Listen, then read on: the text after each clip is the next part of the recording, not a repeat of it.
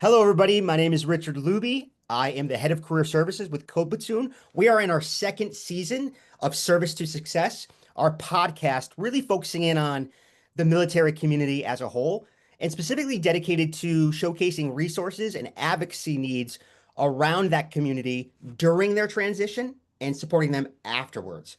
Code Platoon is a military community coding boot camp, specifically within focus in technology, but this is not a running commercial. This season will not be Code Platoon heavy. I hope not. I'm actually going to challenge myself not to say the words Code Platoon over and over. And so to get away from Code Platoon and provide some resources around this community, we invited some guests, and I'm really excited to say that we have a strong guest with us and a guest who's going to talk about their own experiences. And the topic itself is the transition within the community, specifically for military spouse. Maria Reed is here, a proud military spouse of 20 years, a mother of two, a filmmaker, interior designer, an advocate for military families. She's a Cuban immigrant, an executive producer, a creator of the series Moving with the Military, and co-founder and CEO of Inspire Up Foundation. As the creative, inspired, fearless leader of Moving with the Military, Maria created the popular series to honor military families with surprise home makeovers. Moving with the Military is driven by the true emotion, the real life needs of the military families. With every episode, Maria brings the love, touch that proves home is truly where the heart is. As she puts it, home is where the military actually sends us. So I read that poorly, but I read it and it excites me. You have so many different labels, and I think you would do a better justice introducing yourself. So, Maria, further ado. Well, thank you very much for having me today. I really do appreciate it. And after hearing that, I feel like a chameleon. Yeah. I feel like I need to get more jobs, is what I feel like. So many different careers in my life, and partly due to being a military spouse, Yeah. because you moved at that next spot and you got to figure it out. Sometimes it's reinvention. Whatever you had as a career before, like I started out in the film industry. And then I met my husband, who was a service member, thinking I could still do that. We have kids. You can stay home sometimes. And he's like, have you talked to the Army? Yeah, no, that's not going to happen. So I gave up my career as a filmmaker and became a teacher, interestingly enough, in computer science. I was a coding teacher. And then By the way, through, I don't even think we talked about that in the pre-call. I didn't even remember hearing that. yeah, no, we didn't. Yeah, I was a computer science teacher, taught high school. Oh, that's funny. And I also taught television and film production, which was my passion and my career before. And then talking with my students and telling them what I wanted to do about creating a TV show. At least they were listening, because they said exactly to me the same words I had been saying to them for years, which was, you have a cell phone in your hand and things like YouTube, you can self produce and self broadcast. They were right. So we did. We created Moving with the Military, and we honor military families with home makeovers. And through that, I was awarded the 2019 Army Spouse of the Year. And through that program, I met other military spouses who had won for their branches.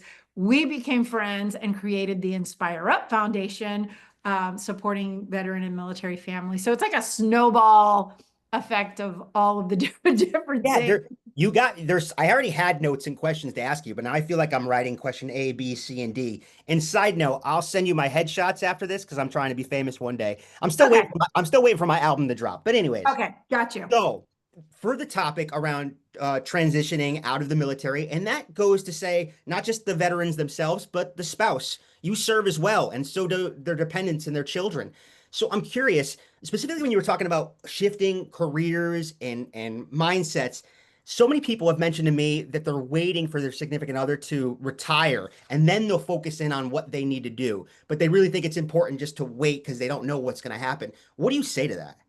I have heard that so much, and I disagree with Okay. the waiting, because how I feel is that you wait, you wait, you wait. You don't know what you want to do. And then they transition out. And then you're trying at that point to figure it out. Hmm. You've wasted all this time because you've got the time while they're in service that you can go back to school if you want to. Is it going to be easy? No, I went back to college with two littles under 3 years old. It was not the opportune time to go. Of course not.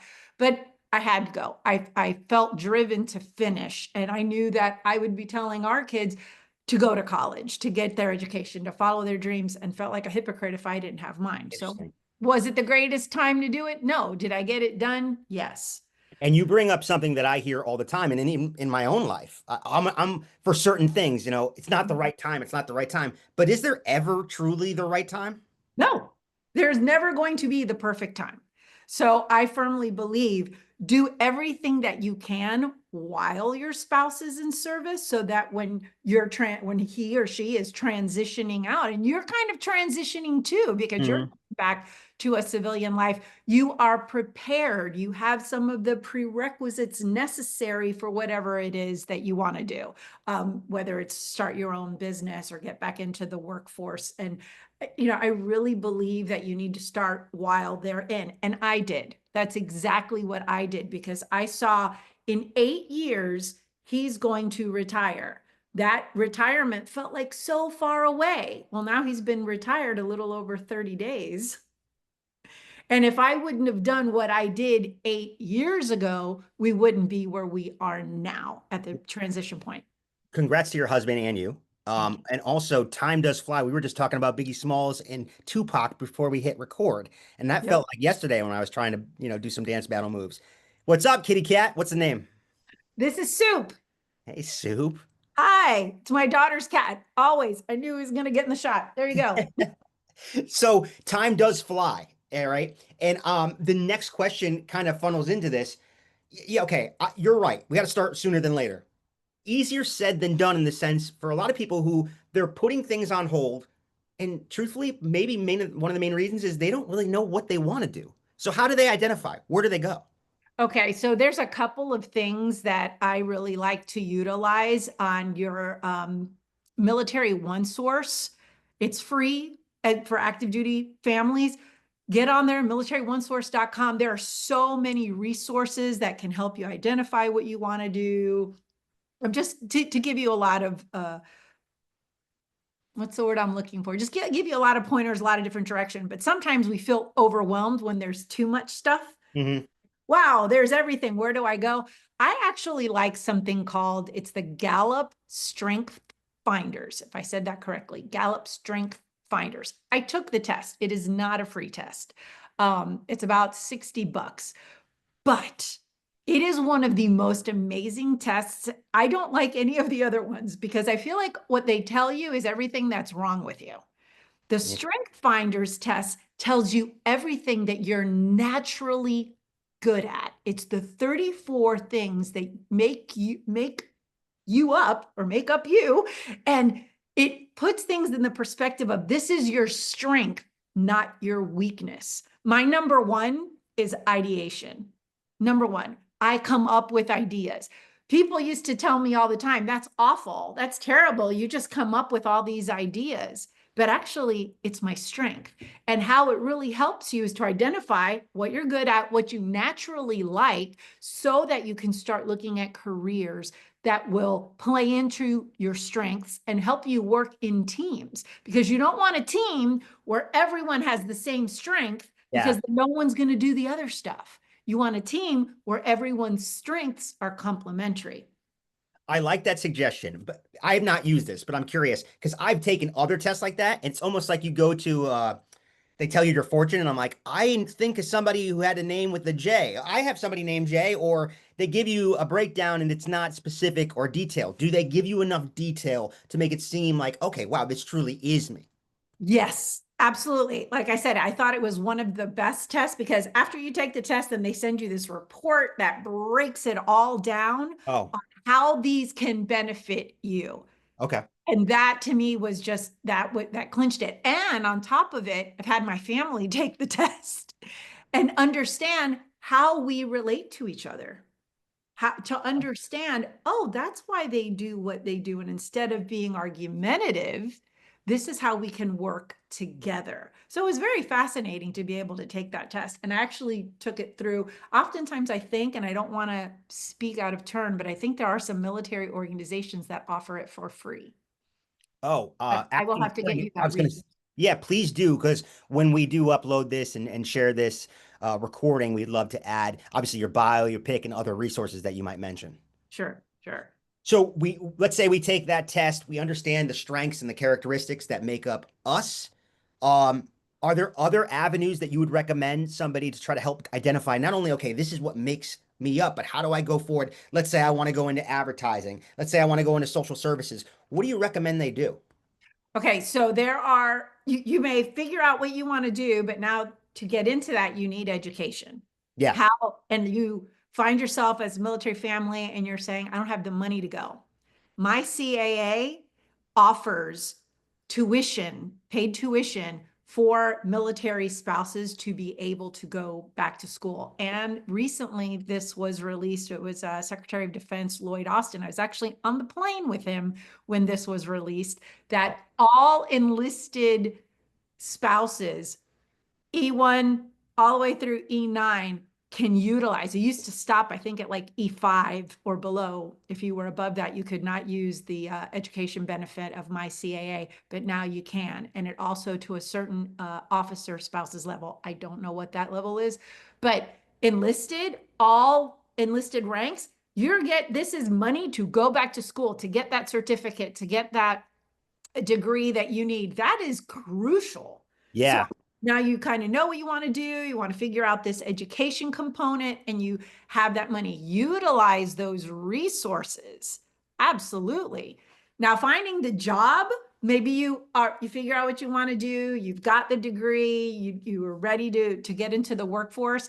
I do believe that there is an organization called Instant Teams, which Instant was teams. Instant Teams. It was founded and created by military spouses specifically for military families, spouses, and dependents to find work, and predominantly remote work, work that we can take with us regardless of where the military sends us. This is phenomenal. And so we know that there are resources, but like you said, there's a lot of information. So I like that you're breaking down and picking a few things that our listeners could say, all right, I could at least look into this and Yeah. take it chunk by chunk or step by step. By the way, I did catch your humble brag about being on the plane with him. I'll have you know that I went to Ashley Simpson's album release party in New York City. Nice. Well Yeah, done. I was a huge Nick Lachey fan back in the day. Anyways, um, so they look at these resources, they start to identify, and I would say, based on what you're saying, and I think we share this, is you got to at least take the leap. We can come up with 1,000 excuses not to go. That reminds me of that I have to go to the gym, and I'm probably not going to go today. But at least we make the effort, we utilize these resources. I'm getting to a question, I promise. The question is this. So we have all these resources. Our listeners say, okay, it's there, but do I really need it? Should I use it? I use an example as the listeners. I have cerebral palsy. I have a noticeable limp when I walk. I could easily get a parking pass to park closer to businesses and things like that. But I say, no, there's other people that really need that more than me. Do you see where I'm going with this? Yes, absolutely. We we see it all the time with our makeover series. We honor veteran and military families with surprise home makeovers, and it never fails. Every family that we reach out to and say, you've been nominated for a makeover. Here, we would love to give this to you. The first response usually is, isn't there somebody else that's more deserving? Someone else could use this more than I could. We want it. I think it's like in our DNA. We want to give it to someone else because we don't, like, why us? And I think the answer should be, why not us? Like, yes, okay, thank you. Thank you for seeing that. Say the thank you, and that's okay. So these resources exist to help support you, to help give you a foundation for success. They want to set you up for success. Utilize it. Utilize it, because when your spouse is out, transition, there really isn't anything for the military spouse. You It's know, like, go ahead. and then you move on. Yeah, and I think of it this way, if you can't help yourself, how can you be there to help others? And so Yes. take that resource, leverage it to your best of your ability, and then you could help those other people that might be in similar shoes. Absolutely. Maybe you want to create, a business and you want to be able to donate some of the funds and your proceeds back into the military community. But if you don't start the business, you can't do what your heart wants you to do to help, donate back. It's like a little cycle here. So you've got to take that leap and say, okay, I can do this. And is it easy? No, it's not. I don't think anything worth doing is easy, Yeah. but take the steps. Take the steps. If you want to start your own business, maybe working for someone else is definitely not for you, but you want to start a business. There's the Association of Military Spouse Entrepreneurs, AMSI. There's a lot of great mentors and information within that organization that can help you, number one, decide if this is a good fit.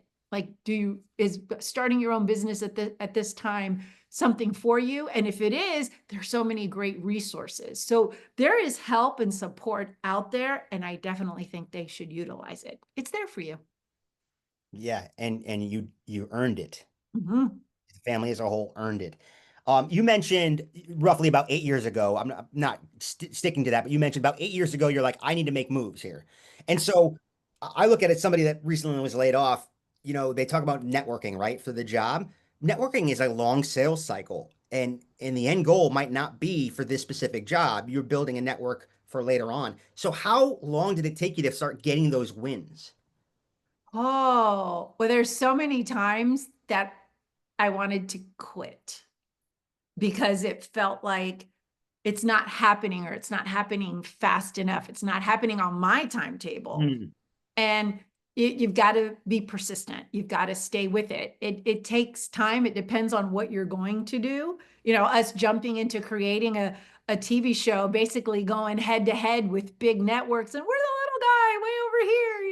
We're tiny.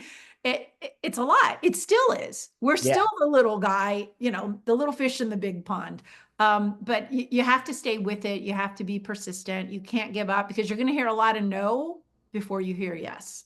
And that's okay. I don't think of no as no forever. I think as it's a no right now.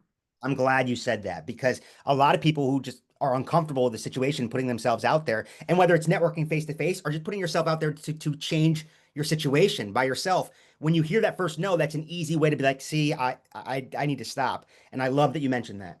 The best line I ever heard, it was, no, I don't want to call line, the best advice I ever heard was from another military spouse, and I've never forgotten it. I think she said it about almost 20 years ago. She said, you need to get uncomfortable with being uncomfortable. Get uncomfortable with being uncomfortable. And that made, at that moment, that was just like an aha moment to me because, yeah, the life of a military family is a lot of uncomfort. But if you sit in, oh, this is so bad, this is so awful, we have to move again, I can't believe this is happening, you're just finding the negative. Okay, so we're uncomfortable. What do we do? Let's figure it out. We're going to be okay with being uncomfortable. Instead of finding the problem, let's go ahead and find some solutions and work through it. All right, let's wrap these last two questions up. Sure. The first question was around specifically, should I start now? I should wait. No, we make action, make Make moves, action. Okay. process. My second, what did we say? My strength, my second is activation. Ideation is number one, activation is number two. Make it happen. Was it really, or are you just prompting this for this call? It was really, It really is. oh, interesting. Okay. I will send you my scorecard Yeah, so you can yeah, see it. listeners, I'm calling BS on this. We'll wait to see the results. And then the second one was to make sure that for the listeners to understand that it's okay. I am actually losing my mind here. What was the second one? I'm going blank here. I'm looking at my notes. Start or oh, there it is. Starting earlier is getting yourself going. My apologies. I had my notes all mixed up. So we at least make moves. We start early. And then what advice do you have somebody for uncertainty of where to go and how to start? So we're starting, and then you're telling them, education was that second component. So sometimes when we think about going to school and you start with a major and then you change your major, and then maybe you change your major again, and it happens all the time. That's okay. There's nothing wrong with changing your mind. You may have thought this was the right direction to go in, but it turns out that it wasn't, and you pivot. Pivoting is okay. I don't know why we see it as, oh, it's so wrong. You didn't stay on that course. It You may not have been the right course or the right time. First off, you made me feel really good because I went so long to get my 4-year degree. Should have a doctorate next to my name, and I don't. But I actually think from my own perspective, we're conditioned from a society to say, oh, this is what success is. This is what it looks like. And if you are not meeting with what your peers supposedly are doing, you feel like you're failing. And so maybe that's a little bit of that mindset. I did not get my college degree until I turned almost 40. See? And that's okay. That was my path. I was a mom with toddlers when I went back to school. And that's fine. That was my path. So we don't have to follow exactly what somebody else did. Like a lot of military spouses think, I have to wait. Wait till he gets out and then it's my turn. No, you don't. You don't Yeah. have to. Now, some people may want to, and that works for them. And that's okay. Whatever works for you. But I knew with 8 years left in his career that I had to do something that was going to set me up and set up our whole family for when he retired. And here we are. Now, both of us, he's just coming on to moving with the military as the co-host. So that's going to be fun. Nice. We just did our first makeover together, which has been very interesting. So yeah, good times. Relationships and work. You let us know how that goes. It will be fine. We have our differences. He definitely that we did our shopping the first time, and I realized at that moment, wow, we do not have the same taste at all. And That that's might be okay. good for your guests and the people you're serving, though, too. Yes. Awesome. It makes for fun video. Yeah, absolutely. So, the last question I have is, let's say the listeners are like, you know what? You're right. Hopefully, we're making people take action. Yes. But I hear this all the time. No matter what industry, what person you are, military veteran, military spouse, or dependents, and outside the military, we all have transferable skills, but a lot of people have a hard time identifying what they bring to the table, and they might have that imposter syndrome. Like, I want to go into this role. Yeah, I got studied up, but I don't really have any experiences that mesh with this. I say that's not true. Do you agree? I absolutely agree. There are so many.